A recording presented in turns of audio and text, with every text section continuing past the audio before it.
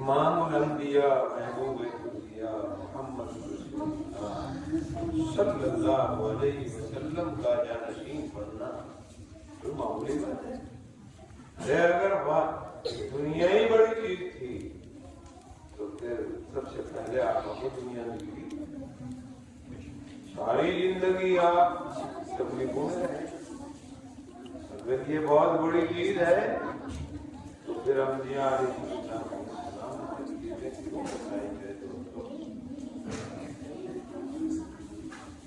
یہ نہیں. ہمارے نبی بھی یہ نہیں فرماتے, اللہ کی طرف سے بھی نہیں کہ تم روزی روزگاری نہ کرو, کھیتی نہ کرو, باغات نہ لگاؤ, مزدوری نہ کرو,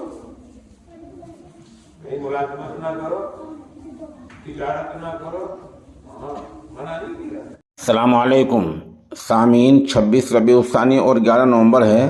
خبر کا عنوان ہے مکتب ضیاء القرآن کی مسجد میں حضرت پیر صاحب کا خطاب.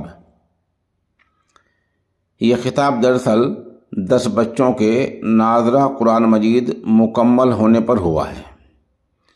یہاں اس اجلاس کی صدارت ہی حضرت پیر صاحب نے کی ہے. ہماری مراد ہے خانقاہ بوڑیا کے سربراہ, آل انڈیا مسلم پرسنل لا بورڈ کے رکن حضرت پیر جی حافظ حسین احمد قادری مجددی دامت برکاتہم. یہ ان لوگوں میں سے ایک ہیں جن کی دعا اللہ تعالیٰ سنتا ہے. نیک آدمی ہیں اور جہاں چلے جاتے ہیں وہاں رحمت حق اپنا سایہ کر لیتی ہے. تو بہرحال یہاں اجلاس کی صدارت حضرت پیر صاحب نے فرمائی ہے اور یہاں نظامت قاری جنید رشید نے کی ہے. اس کی دیکھ ریکھ مولانا عبدالعظیم گدر ہیڈی نے کی ہے اور خصوصی شرکاء میں بھائی پرویز شاہنواز پردھان ذکر الرحمان یہ لوگ رہے ہیں. جیسے میں نے بتایا 10 بچوں کا کلام پاک پورا ہوا ہے اور اراکین کمیٹی کی جانب سے امام جامع مسجد قدیم قاری محمد راشد کریمی نے حضرت پیر صاحب کو شیلڈ پیش کی ہے. یہ مکتب ضیاء القرآن پڑھتا ہے ساکن اغوان ہیڈا, قصبہ سرساوا, ضلع سہارنپور, یوپی. یہ مکتب ضیاء القرآن کا مکمل پتہ ہے.